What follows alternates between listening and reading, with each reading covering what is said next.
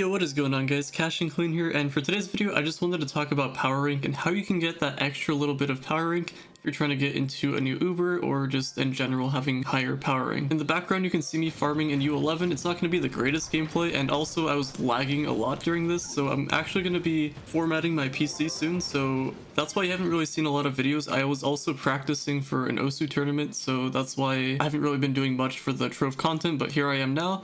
I've actually been getting this requested a lot on how to actually get more power rank, and you know, certain people are stuck at a certain point, and I usually give out the same answers, so I wanted to cover all of that in this video here. And I'm sure you guys can already get the basic idea of what I'm going to say, but it is going to be kind of the only way to get power rank. So we're going to start off with gems. I'm sure you guys, you know, sometimes you like to farm gems, sometimes you just don't want to do that. I don't know how you guys really feel about gem dust farming, but compared to C4 farming and like getting the cores and materials to actually finish the crystal 4 stuff, gems are a little bit better because you can actually farm them, and it just feels a little bit more rewarding because crystal 4 more RNG. You gotta wait till you actually get that piece, and then you have to also upgrade that piece, and that takes a really long time to do. So anyway, we'll get onto that portion of the video later. For now, we're going to talk about gems. So if you're still fairly new, well, maybe not like super new, but like let's just say you have stellar gear. If you don't have stellar gear and you're struggling to even get to that point, you can check out my other power rank videos, and hopefully that will, you know, give you a little head start, finish your quest line and all that good stuff. As you get your stellar gems,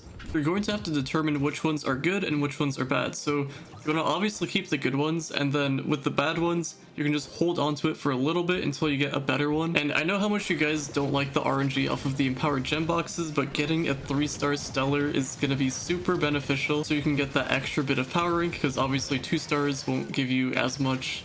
And then Radiance, they're just going to hold you back in power rank a lot. If you do, however, have Clash Gem keys, you can go to the Uber 9 Shores of Everdark and try to, you know, test out your luck to see if you can get a crystal level 3 empowered gem. There's a chance you can get a crystal level 2, but that's really annoying and unfortunate if that happens to you. But there is a chance you can get a 3, which, you know, if you can get that, that'd be insane. And basically, you want to be doing your best to do as much as you can for the contests, so you can get your empowered gem boxes, and then do your weeklies for your lunar souls to get those empowered gem boxes, and then hopefully at some point you'll get a level 3. It could be a terrible gem, but as long as you can get that power rank from that, you can keep it, hold on to it, and then once you get a better one, you can replace it, and then you can give that gem that you upgraded to a different class. So you can kind of go back and forth here, and it's not going to be a complete waste because you will be giving it to a different character, and if you want to, or if you loot it, then I guess all that progress is gone. And then obviously there are the crystal gems, and if you're not able to actually go into U11 to farm your crystal gems, you do have the option of gem converters. Those are going to be 15k qubits, and then I don't know if you guys carry around extra bit of credits with you guys, but if you do, then you can use that for this. And upgrading to a crystal will actually boost up your power rank quite a bit. Obviously it's a little bit more expensive to do that, like both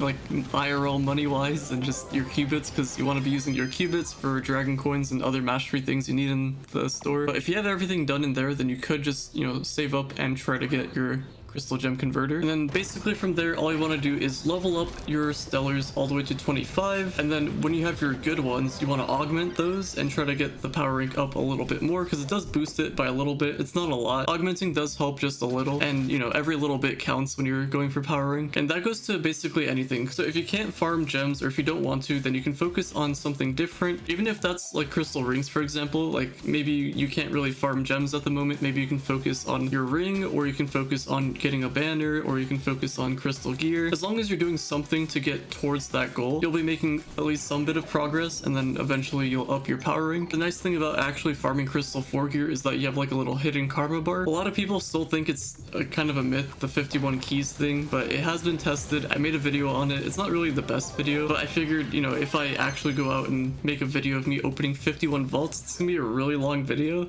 and I don't really know how to cut it short without actually showing you guys. But all I can say is it has been tested. I really do want to make a video on that somehow in the future. I just need the time and just figure out how I'm going to do that. But for now, you're going to have to trust me. 51 keys, just keep that on you at all times. And then all you have to do is open vaults in U10. Now the issue, I'm going to talk about this in a different video, but when you're doing U10 vaults, sometimes the enemies will appear weaker than what they actually are supposed to be. So if you're farming anywhere from 115 to 128, that's like the usual runs for Crystal 4. Sometimes sometimes, this doesn't happen all the time, but if it says U10, sometimes the enemies will appear weaker and they'll actually be U9. It's a little bug in the game. I don't know if that's ever going to get fixed. It's been an issue in the game since I think the release of Delves. It hasn't really been dealt with. And if you're to do, I don't know, like 130 to, I don't know, 152 or something like that, if you go on the high end of deeper Delves, it's not really as efficient, but I'm just trying to show you guys an example. If you do 51 keys there, it will work. I don't know why it happens in the lower depths, but yeah, just like a little tangent there. But basically, you guys get the point. So we got your gems, we got your gear. The other thing is your permatorch banner upgraded. If you do 250 Levi's, no matter what, you're gonna get your free permatorch. And if you get it before that, then that's even better. That's an extra permatorch.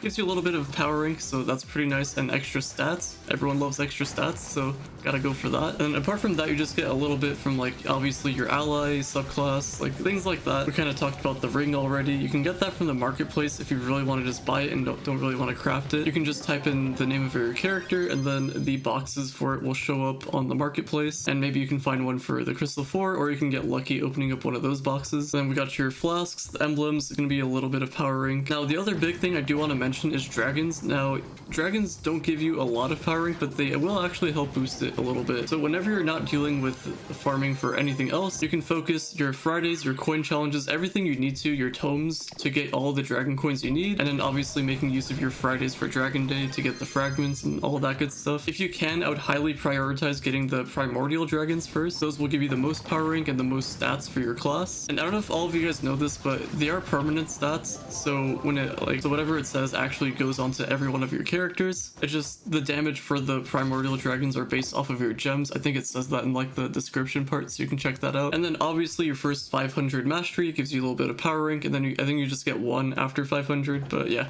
that's pretty much all I wanted to talk about for this video. If I missed something important, you guys can drop it down in the comments down below.